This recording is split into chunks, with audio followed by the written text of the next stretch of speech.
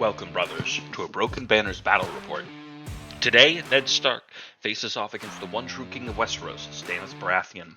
Fury meets faith in this slogfest of a battle. Ned Stark takes the field personally, leading his honor guard.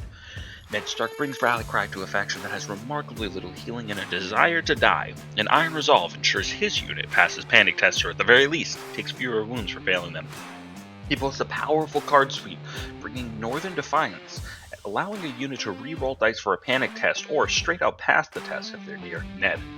If used on Ned's unit, it also offers his own unit healing, which is essential since Ned can't rally cry his own unit.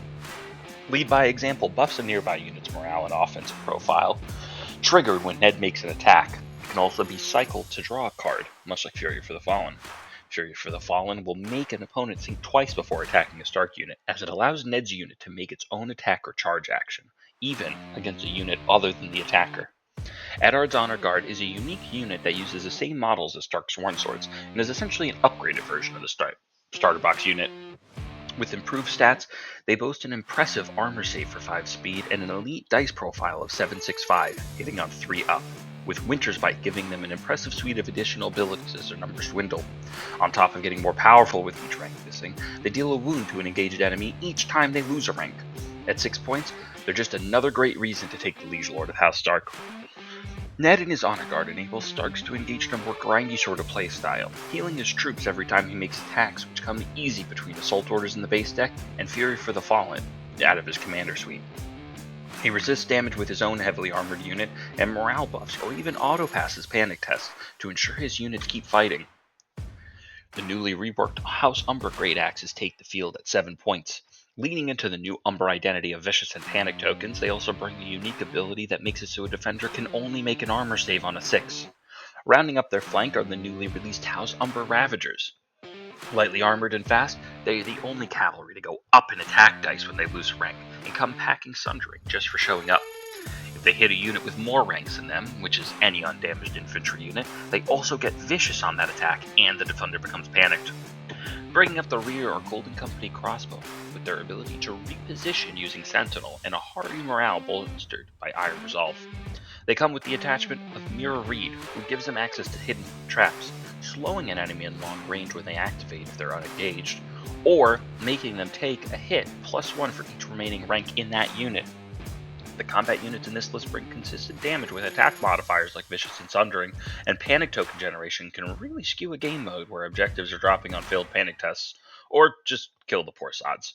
Tabling your opponent is a realistic threat with the amount of attacks you can put out using this list. On the tactics board, Ned is supported by his wife Caitlyn and daughter Sansa. Caitlyn helps this attrition army shrug off enemy condition tokens and swing at their highest attack die value, which is great for Ravagers that are at full ranks or infantry that have lost a rank or 2. Sansa can replace zones to bring cards back from discard to the hand, or once per game, simply do that on activation, allowing you to maintain constant pressure with repeated attacks off the tactic zones. Alan Reed slows enemies crossing any terrain, and his influence can be removed to apply a -1 modifier to the enemy's attacks. All of these NCUs are 4 point each, and round out a list that brings out the Northman's Fury with repeated attacks, punishing an enemy that seeks to retaliate or otherwise capitalize on the Stark offensive. Although this list lacks the usual punch of a Stark list that threatens big charges, this list offers a significant number of attacks that shred enemies that might otherwise resist conventional charges and keep its own forces fighting strong. Pressing his claim to the throne as led by the Lord of Light, Stannis Baratheon fills a similar role for the already defensive and retaliatory Baratheons. He heals his unit every time they make a morale test and makes it easier to pass panic tests with his own Iron Resolve. Although not relevant in this list, Stannis makes whatever unit he's attached to a devoted follower of R'hllor. Stannis can buff a unit's attacks with a powerful keyword, 2 if they're a R'hllor unit, at the cost of a panic test if that attack fails to slay the heretical defender. Test of Faith forces a unit to take a panic test and gives them +1 armor against the next attack for the trouble, but if they pass the test, their faith in the Red God is rewarded, and they get to remove all condition tokens. Azor Ahai reduces the wounds a non-R'hllor unit would take from a failed panic test to a 1. Used on a R'hllor unit, however, this unit would pass that failed test instead and makes all enemies engaged panicked. Stannis leads his army at the head of a unit of R'hllor's Queensmen. Boasting a defense saves at 3-5, they're a hard unit to kill on a good day. At 765 on 3 up, they can keep pressure on their attacks even as their ranks dwindle.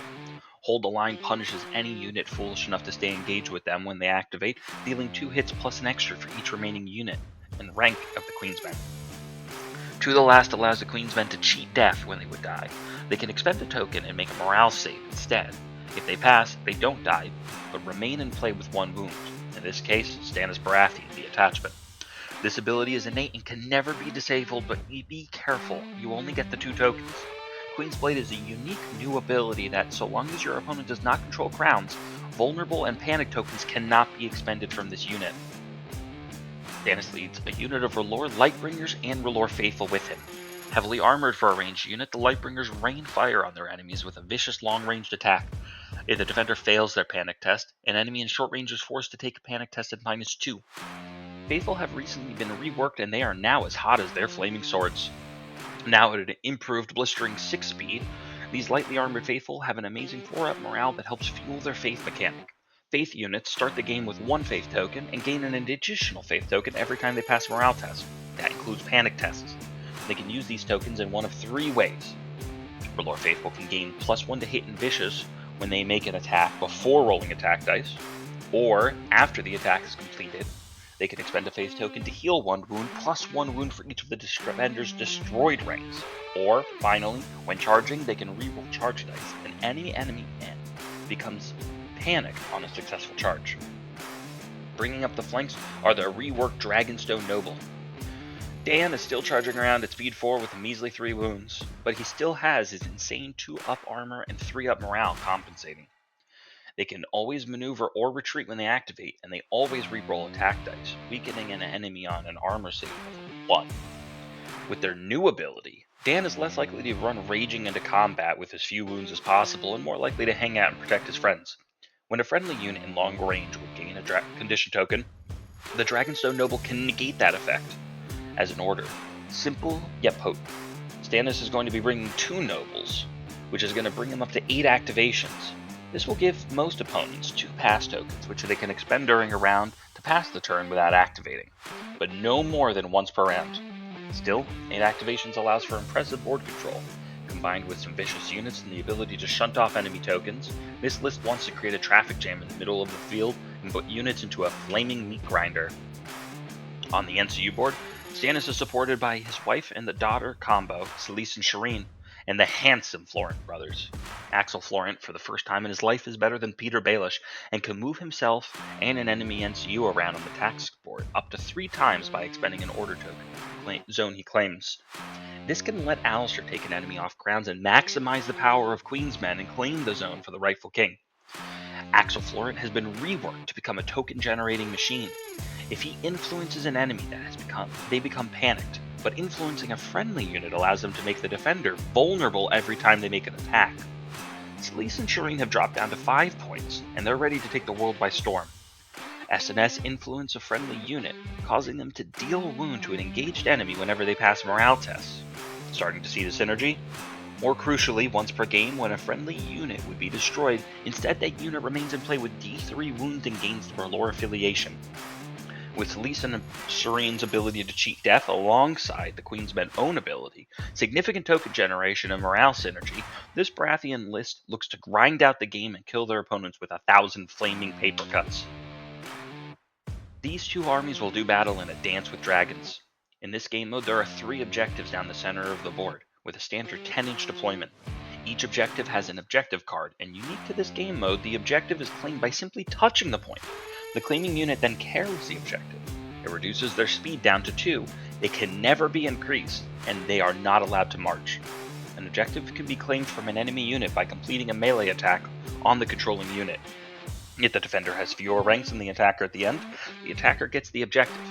If a controlling unit fails a panic test, they also will drop the objective. If they're unengaged, within 2 inches of their tray, chosen by the opponent. If there is an enemy engaged, the enemy gains that objective. A notable change in Season 4 is when you're setting up the game and choosing deployment sides, the player who chooses deployment zone also chooses who deploys first, rather than only choosing which side they take and then deploying first. In this game, Jan will be playing Starks and I'll be playing Baratheons. Our lists are 40 points, medium size, the tournament standard.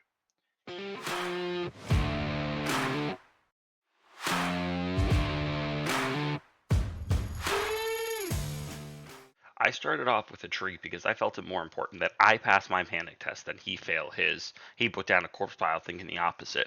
I put down a palisade to try and restrict the board since I had more activations, and he put down a second tree hoping that he would get that side of the field. I won the roll-off for deployment. I chose sides and made him deploy first, since the new rules allow that to happen.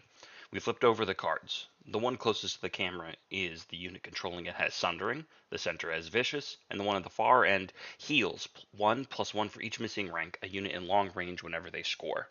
He started off by placing his range unit straight down the center, thinking it gives him control of the battlefield, and I placed my Queen's men, trying to get into the thick of things, as soon off as possible. He then went and placed Ned's honor guard to the flank to try and give himself room to either go off towards the flank or center depending on the way of the battle. I put my Lightbringers away from Ned because Ned scares me shitless and I didn't want my Lightbringers anywhere near him. I made sure I like to deploy everything as far up the line as I can. His great axes were on the other end, threatening both of my armor units, which I was nervous about, but hopeful. So I put my faithful on the far end, putting them around the flank, hoping that I might be able to get Ned there.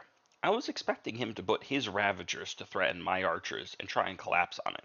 I think this was a mistake personally that he didn't do that, and instead he put his Ravagers there to try and threaten the flank of my Queen's men, or maybe even go for my faithful. I then put a Dragonstone Noble on either far flank to make sure that their order had maximum range to help keep condition tokens off of my units, especially since the Umber units are putting them out so easily. We start off the round. He's going first, and I put out Oath of Duty onto one of my units. He puts Howland Reed onto letters. Howland Reed influences my Lightbringers, and he puts a weakened token on them as well. He then plays a newly drawn North Remembers onto Ned's Honor Guard, thinking they'll probably be the ones to stick it out throughout the most, and hopefully needing the buff the most after a unit dies. I take the horses and move my Lightbringers up to start threatening the center of the board, and then he takes the crowns, zapping my Dragonstone Noble and almost killing them. He's showing off his pass tokens there as I march my Queen's men up. I've got an unactivated NCU left. Earlier I had passed with Alistair, and I plan on using that bags later on because I have a feeling someone's going to get shot by those crossbows soon. Or maybe he'll go for a risky round one charge with the House Umber Ravagers. He marches Ned up to threaten the center point, exposing his flank to my faithful, which I also think might be a mistake. I try and put Test of Faith onto my faithful, and despite being a 4-up morale, fail the panic test and lose a wound. I was really hoping to get that extra faith token, but the +1 armor isn't terrible. I march up the faithful and position them to threaten the flank of Ned's Honor Guard.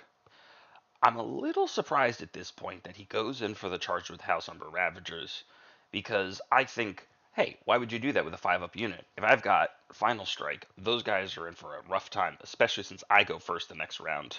But he goes for the charge, rolling a 6 on it. He claims the objective and lines on up. I take a pretty heavy hit off that, taking about 5 wounds on the hits and then a few more on the panic. My faithful aren't very faithful today, and very quickly they're down to their last rank, just 3 wounds left. Definitely glad that I have the bags open. I Baratheon Justice to put a weakened token out on him. I don't get any other condition tokens because I don't have the letters or the crowns, but I think that's fine. I have other ways to generate tokens. I'm going to put Alistair on out and use him to put a panic token onto the Ravagers and heal 3 back onto my faithful. At this point, I'm hoping I'll be able to heal them up next round enough with their Fueled by Slaughter Faith ability, and I won't have to pop Selyse and Shireen any earlier than I have to, but I'm not feeling great about my chances. I then move my Dragonstone Noble up to the Sundering Palisade point because I know I'm going to be pretty safe there. I don't think the Great Axes are going to chase after my Dragonstone Noble. If they do, I'll happily lead him on a merry chase. And sure enough, he's not going to fall for it. He puts his Great Axes as close as he can to the Lightbringers without being in their shift and shoot range. So I just maneuver them forward. They've got the Howland influence, so they're going to be moving 1 speed slower on account of the tree there. I then move my other Dragonstone Noble. This is definitely a lot more violent than I thought round 1 was going to be with that early Ravager charge. I think it's going to be a mistake on his part, but without Final Strike or anything to really retaliate against him immediately, he might have the edge. The round starts off with another test of faith onto the faithful, and finally they've done their job and passed a panic test. I'm going to get a much needed morale token, which I'll shortly expend. I'm going to activate Axel Florent and put him onto the swords. He's going to influence the faithful so I can put out a vulnerable token. I'm generating a lot of tokens, which is nice, and I'm going to get a pretty solid hit off against the Ravagers. He would fail a panic test, which would do a lot of damage, but he's going to play Northern Defiance instead. After that, he's going to swing back using Caitlyn onto the crowns to give himself max attack dice, and he's going to bring me down to my last two with just the hits. I would fail the panic test, so I have to pay my own auto pass panic test, Zora High. That's going to make him panicked again, which is nice because I know I can put out another vulnerable token, and after the attack is completed, I'm going to play a Baratheon Justice to put out a weakened token. So, once again, he has all three tokens on him, and I'm hoping I get a chance to expend all of them off of him. The Dragonstone Noble has been doing a good job of keeping tokens off. I was able to keep a panicked off from the first attack, and I won't be generating one on the next attack that's coming up shortly. I'm expecting one soon because I know he's got the Sansa 1 per game, so I'm going to put Alistair Florent onto the bags and swap his position around with Caitlyn so that the Queensmen, once they're in battle, can't have tokens expended from them. I'm going to heal them up a little bit, and sure enough, the Ravagers are going to make an attack using a Sansa once per game to generate an Assault Orders attack. The Ravagers are then going to sink it into me, and the Weaken's going to save my bacon there. He's going to shortly after activate his Ravagers, but first I get to put Selyse and Shireen onto the letters to once again weaken him. He's going to still kill them off with that, and I'm going to have to pop Selyse and Shireen there to survive the hits, which keeps me at 3, and then I pass the panic test. At this point, the NCU board is full and the Ravagers have activated, so I know the faithful are safe, and I'll play a Baratheon Conviction there to try and heal them back up a little bit, because their difference between last rank and second rank is pretty significant, and the faithful are going to throw 6 dice, even with just one guy standing in that second rank position, which should give me a lot of what I need there. I also have the letters and the crown zone, so I get to put out another condition token onto him, and I get to make him take a panic test. I'm a little worried about a swift reposition Ned charge since I have half my open front there, so I'm going to put another attack into the Ravagers while I still can, and hopefully heal them up a little bit. I will be able to get them to drop a rank, which will heal me a little bit more, and they would take even more off the failed panic test, but he uses his other Northern Defiance.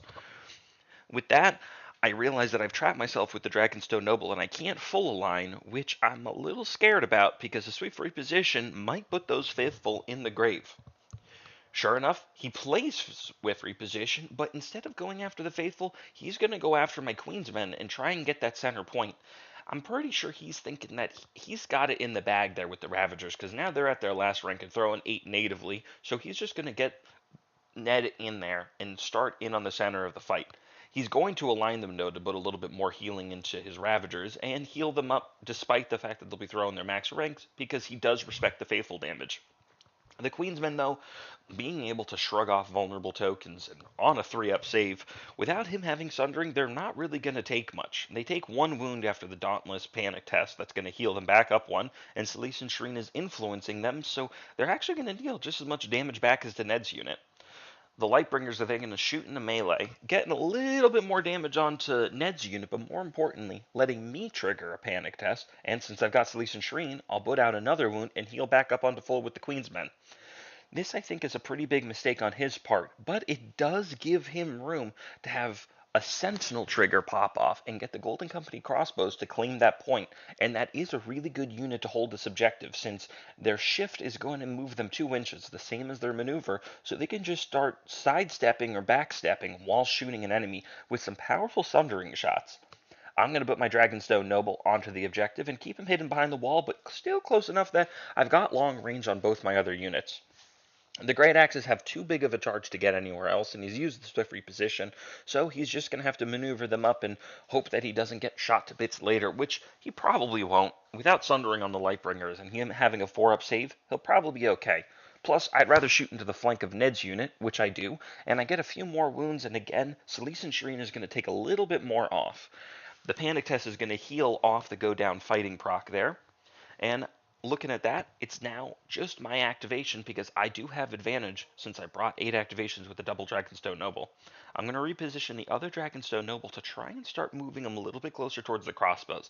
It's looking like that risky early Ravager charge is paying off for Jan because now he's going to be going first and can take the swords, and he's got another Assault Orders in the deck. I don't think the Faithful are going to last much longer, so I'm going to start focusing my resources onto the center of the field. Jan was feeling pretty bleak early on in the game, considering I had 2 solo cavalry and activation advantage and Dance with Dragons, so he's feeling a lot better about taking the risks now. That said, I still have a decent point lead, and if I can draw into a final strike and take out the Ravagers with me, I'll probably be able to start pulling this game ahead. I put Oath of Duty out onto the Faithful because I realized the Lightbringers aren't safe either with the Great Axes right there. Caitlyn Stark is going to go onto Swords to give the Ravagers their max attack and take off that weaken token, and I'm actually going to get pretty lucky and not take too big of a hit. I'll take Selyse and Shireen and put her onto the Vags to more or less undo it. It's looking like the Faithful are starting to pull around and might actually keep those Ravagers tied up for the entirety of the game, which I'd be pretty happy with. Jan tries to spread the pressure that he's got on the board with his attacks by making a Winter's Coming charge with the Great Axes into my Lightbringers. Since he's got Winter's Coming, I'm not going to be able to target my Lightbringers with the Azor Ahai I've got in hand to auto-pass the Panic test, and the Dragonstone Noble's not going to be able to shrug off the Panic token, making this the first token that's actually going to stick around this game. I take 4 wounds right off because I rolled a6 and he only put out 5 hits since Great Axes are only throwing 6 dice, which is a bit of a travesty for a 7-point unit. I crit failed the Panic test, making that Panic token useless. Suck it, Jan.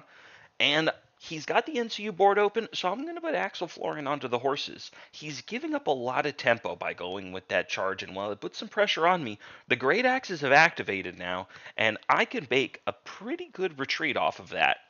I'm thinking he might have Assault Orders and use it to charge since he's got Caitlyn on the swords, so I start planning on trying to get Alistair Florian out and swap him onto the swords pretty soon. He's going to put Reed onto letters after that, and I'm just going to shrug off the token. And then I'll put Alistair on crowns to try and zap the token off of the crossbowman, but it's not going to do anything. Jan is then going to make an attack using Winter's Might on Ned's unit, and that's also not going to do much.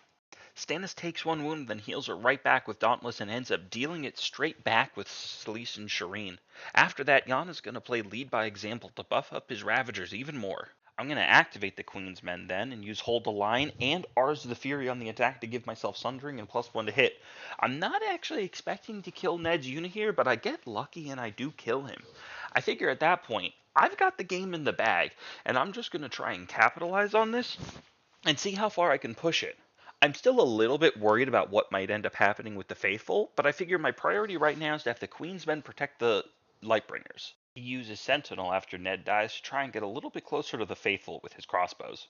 He hidden traps me when I surge forth, which is actually going to do more damage than most of the attacks have done against my Queen's Men. Feeling a little bit desperate, he's going to then make an attack now with his Ravagers back into my Faithful. I think he's given up hope that he's going to be able to kill them, especially since I go for the next round. But he's still going to put some damage out. The Ravagers have been a pretty considerable threat this entire game, and I think they are worth their 7 points way more than the Great Axes so far. He gets a huge hit off with the Ravagers and would make me fail the Panic test, but that Azor Ahai I had saved for my Lightbringers I get to use on the Faithful instead because they really have not been that faithful. At least this time they had a Panic test token on them, so I'll give them a little bit of credit, but overall, not as much as I'd like. Corpsefile and Vicious will definitely do some damage, though. I'm going to swing back at him after that, because my Faithful have been more or less just eating hits the entire round, and I'm going to get a big hit myself. I get a lot of damage through on the hits, and then the Panic test I go, and I get a little greedy on the damage seeing it too. Statistics say that you might as well make a Panic token re-roll it, because you got better chances of keeping the same or better damage than if you were to leave it there, but he only takes 1 wound. So now he's at last rank with nothing extra on him, and I'm a little nervous, and I'm going to have to try and kill them relatively early on. He's thinking the same thing, so he's going to shift those crossbows on over a little bit, and he's going to shoot my Faithful in the face. I'm realizing now that they might have had a bit of a fluke earlier when they survived a couple big hits, but now between the concentrated fire of the crossbows and the Ravagers, I don't think they're going to be much longer for this world, so I'm going to go for a Hail Mary charge with the Dragonstone Noble to get in on the crossbows and maybe, if I'm lucky, take the objective before I run away. I get pretty unlucky on the charge and bomb it with a 1, so I'm only going to be moving up a few inches. And then on top of that, when I make the panic test with the course pile right there, even at a 4, I almost fail it and would have died, but I just got enough. That probably wouldn't have swung the game in his favor, but I would have felt pretty bad if it happened. I'm going to take my other Dragonstone Noble, and I'm just going to hide that little sucker behind that wall. Those great axes are pretty scary. It's at this point Jan realizes he probably should have pivoted those great axes of his, but realizing he made a mistake and it was long enough ago, he sticks with it, and I'm able to get a shot off in the flank and punish him pretty hard for it. At this point, it's looking pretty rough for Jan. My faithful are in their last rank, but if I can pull into a sustained assault and get a good Axel Swords attack off, I might be able to kill the Ravagers, and if I do, that's probably going to be the game. That said, Ravagers are at their scariest when they're on their last rank, and they very well might just swing right back and kill my faithful. It's still looking pretty good for me, but I can't discount him yet. The Lord of Light smiles upon me for my faith, and I draw into that sustained assault I need. So with Axel onto swords, I'm putting out a vulnerable token. I've got highest attack die value off sustained assault and rerolls, and the faithful are going to be using a token to get +1 to hit and vicious. I don't even need the vicious panic test because saving on 5s isn't that great, and he's going to get blown up pretty hard off that, and he's going to lose the Ravagers before we even get into the panic test. I'm going to heal up using another faith token and the Fuel by Slaughter-like effect, and I'm also going to remember that I get the heal from scoring the objective at the end of the round. That objective has probably done more work than just about any of the cards in my deck, which is pretty impressive and shows just how important those objectives can be in some of those game modes. They only get to Surge Forth too, so it's a pretty big charge, but with one more faith token left, I could probably land a charge on their flank if need be, and that'll definitely clean it up. He's going to shift back and try and kill poor Dan, my Dragonstone Noble, and he's got rerolls and Sundering shooting me in the face. But without a vulnerable token, I'm still saving on a 3-up. He puts the Howland Reed influence onto the faithful, which more or less makes their charge impossible, so I just go on forward with the Dragonstone Noble. I send him on in, Angry Dan. He doesn't get a big hit anymore like he used to when he's missing ranks or Sundering, but he's always got rerolls, which is pretty neat. I've got them anyway on the charge though, and I'm just trying to lock up the crossbows at this point. I get 1 damage off on the hits, which was a little disappointing, but I make him crit bomb the panic test, which made up for it in the end. After that, he's going to go ahead and play another Assault Orders, the last one he's got in his deck, and he's going to make an attack into the Dragonstone Noble. I've lost Dragonstone Noble to some pretty silly stuff before, and he plays Minotaur's Might to get Sundering. I'm a little nervous, but he does 0 wounds, and at that point he realizes it's over from there. I'm not going to flatter myself on this game. I recognize that. I got lucky on some critical rolls, and Jan made some pretty significant mistakes, and I probably could have deployed better, but the Ravagers definitely scared me. They're worth their 7 points. Even at a 5-up armor save, being speed 6 and being able to swing 8 dice so easily in a faction that has multiple points of access to highest attack die value, those Ravagers put in a lot. I got pretty well off with some of those saves, and the faithful really pulled through, and I think that they've had a huge glow up in the most recent season. They used to be a bit obnoxious at 6 points with some of their more retaliatory effects, but now they're an angry, fiery threat that Stannis has access to, and they were probably the highlight. Can't ignore the Queensmen though. They pulled through a lot. Anyone who's sticking around to get engaged and eat some hold the line hits is probably going to get torn apart pretty quickly. The Great Axes didn't get much of a chance to shine, but I think if they were able to get on the Queensmen, it'd be a very different story. That Vicious might still be enough to get through some panic damage on the Queensmen, and making them save at 6s, even from the front, is no joke. Overall, we were both relatively happy with how our list performed. Jan definitely realized that he made a lot of mistakes, and he's looking to run this one again, so hopefully we get another battle report in with that list against maybe something a little bit different. We hope you guys enjoyed watching, and you tune in for our next battle report. Baratheons are bullshit with all their no.